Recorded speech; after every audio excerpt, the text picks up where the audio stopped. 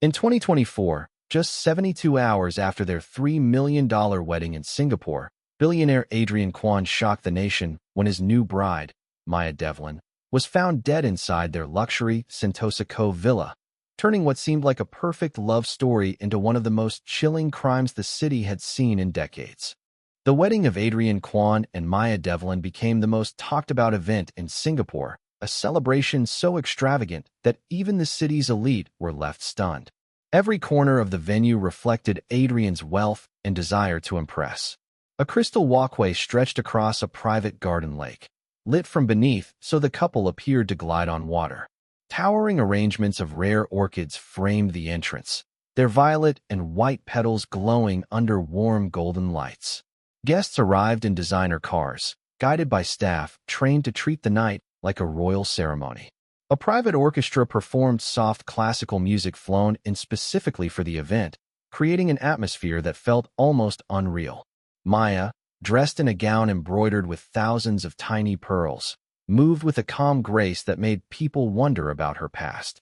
She didn't have the long public history Adrian did, and her simple background contrasted sharply with the world she had stepped into.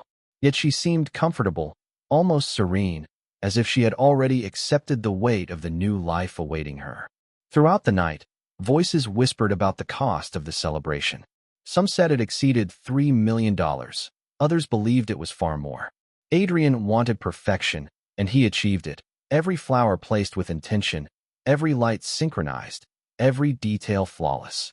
The event created an image of a powerful couple beginning a grand future together. No one watching suspected that beneath the glittering surface, shadows were already forming that would soon turn the dream into a tragedy. Maya Devlin had always lived a life shaped by caution and quiet resilience.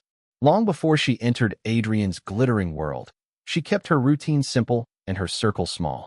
She worked in community health outreach programs, focusing on education, support, and access to treatment for vulnerable groups. Her work required compassion, patience, and a deep understanding of human struggles. These experiences shaped her calm personality and her habit of keeping personal matters private. She preferred listening to others rather than talking about herself, and this made her seem mysterious to people who met her for the first time. Living with HIV was a part of her life, but not her identity. She managed it responsibly through consistent treatment, regular checkups, and a commitment to taking care of her health. Her doctor often praised her for being disciplined and informed. She never put anyone at risk and understood how far medicine had advanced. Still, she feared how people might react if they knew. Stigma and judgment had followed her since her diagnosis, not because of her actions, but because of assumptions people made. This fear lingered, shaping how she navigated relationships. When she met Adrian, she believed she had finally found someone who valued her for who she was. She wanted to tell him the truth before the wedding, but every time she tried, anxiety silenced her. She convinced herself she would wait until after the ceremony, when their bond felt more secure. She carried the secret heavily but hoped love would create the safe space she needed to reveal it. She never imagined her silence would be twisted into something far more dangerous than she feared. Adrian Kwan grew up in an environment where success was measured by control, structure, and flawless execution. As the heir to a vast business empire, he was trained from a young age to eliminate mistakes and present a perfect image to the world. Every decision he made was calculated, every action purposeful. To outsiders, he appeared confident and generous, the kind of billionaire admired for his discipline and ambition. But beneath that polished exterior was a man constantly battling the fear of losing power or respect. He had built a lifestyle that allowed no room for uncertainty. Friends and employees often noticed how deeply he obsessed over reputation. He monitored news articles about himself, corrected even the smallest errors in public statements, and surrounded his home with systems that recorded everything. His life was organized down to the minute, and any disruption left him unsettled. He believed that controlling his environment meant controlling his destiny. This belief extended into his personal life as well. Relationships were expected to fit neatly into his structured world, and he had little tolerance for surprises. When he met Maya, he was drawn to her calmness and humility, qualities he lacked.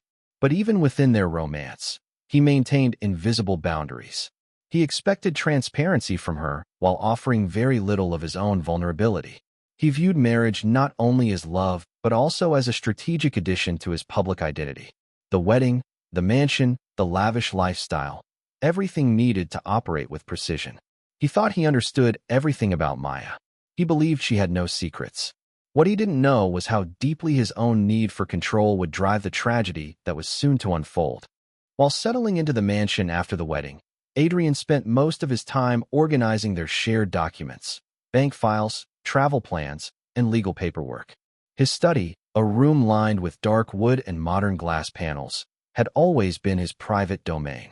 He believed that order brought clarity, and he took pride in having every detail of his life stored neatly. On the third day after the wedding, he decided to arrange Maya's personal files so he could add them to the household systems. He intended to catalog everything: passports, certificates, and medical history, believing it was simply part of managing their new life together. As he sorted through her folder, he found a sealed envelope tucked between routine documents. It looked ordinary, yet something about its placement caught his attention. He opened it without hesitation, expecting something simple like vaccination records. Instead, his eyes froze on a medical report indicating that Maya was HIV positive and undergoing treatment. The information was clear, and the dates confirmed it wasn't recent. For a moment, he felt the room tilt. His thoughts began to race, tangled with confusion and disbelief. He had no understanding of the condition or modern treatments, and his mind leapt to the worst conclusions. Instead of seeking advice or context, he felt his pride crack under the weight of what he saw as concealed information. To him, the report looked like a threat, not just to his health, but to the immaculate image he worked so hard to maintain. His shock quickly shifted into a dangerous combination of fear and resentment, leaving him unable to think rationally. Adrian's mind unraveled quickly after finding the medical report. Instead of pausing to understand what it meant, he let fear take over. He had always reacted strongly to anything that disrupted his sense of control, and this discovery struck at the core of his carefully built world. He locked himself inside his study, pacing across the polished floor as his thoughts spiraled into confusion. Every insecurity he kept hidden from the world rushed to the surface at once. He imagined scandals, rumors, and headlines, even though none of these dangers were real. His lack of knowledge about HIV left him trapped in outdated fears, and pride prevented him from seeking proper information. Hours passed, and his anxiety grew heavier. He convinced himself that Maya's silence was deliberate, even though he had never created an environment where vulnerability felt safe. In his distorted state of mind, he interpreted her privacy as betrayal.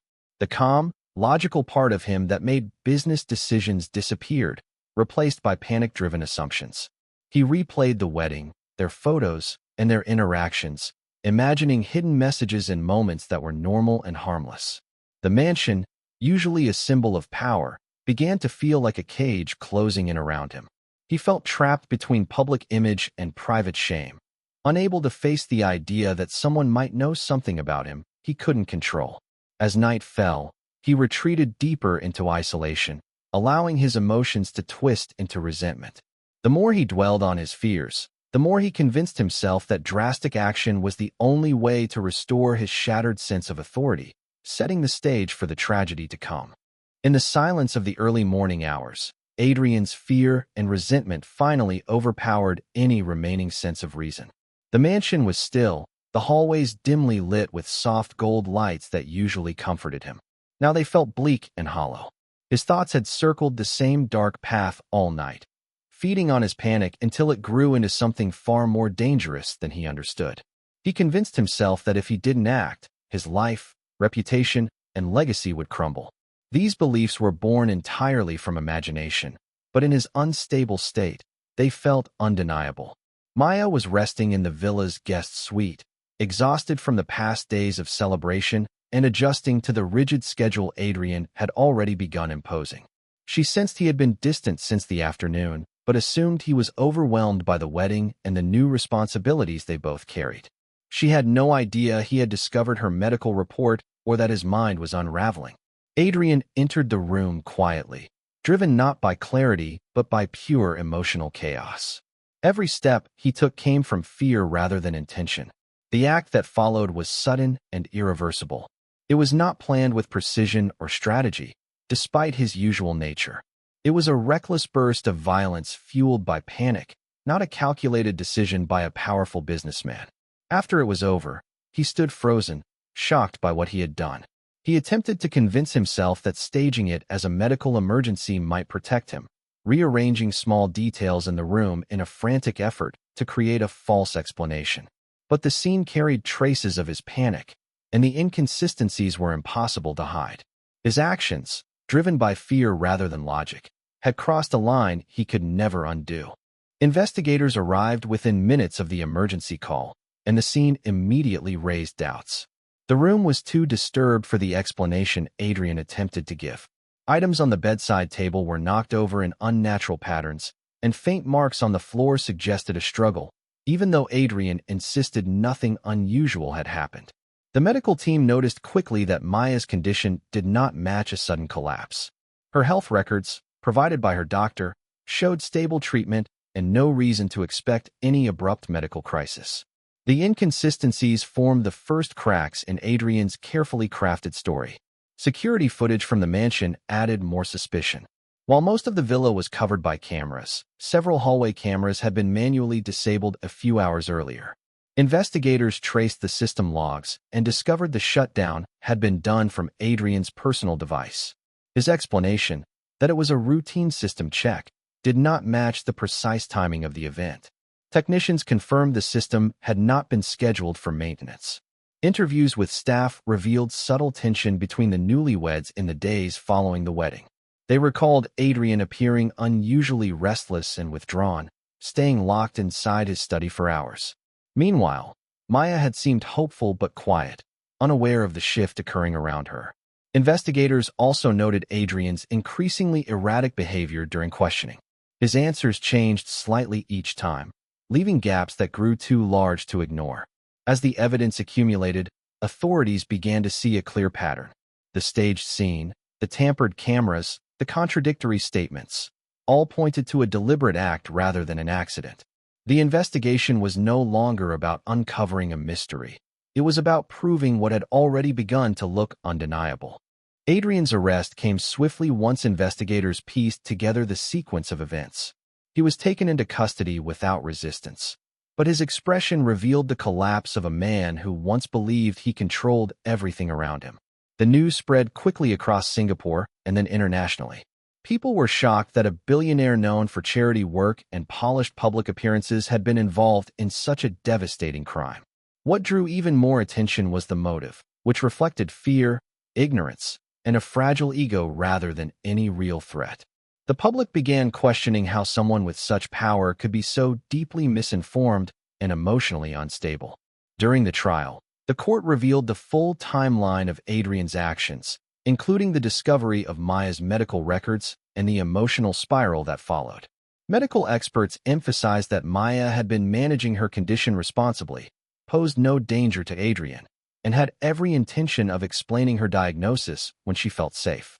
This testimony shifted public sympathy even more strongly toward her, highlighting how stigma and misunderstanding can create unnecessary fear. Her friends and colleagues spoke about her kindness, dedication to helping others, and the quiet strength she carried through life. After Adrian was convicted, Maya's charitable organizations stepped forward to continue her work.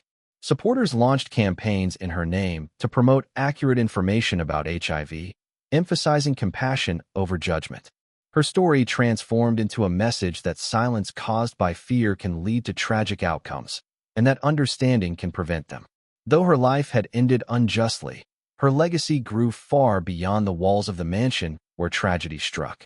Through public awareness efforts and health initiatives inspired by her story, Maya became a symbol of resilience and the need for empathy in a world often shaped by misunderstanding.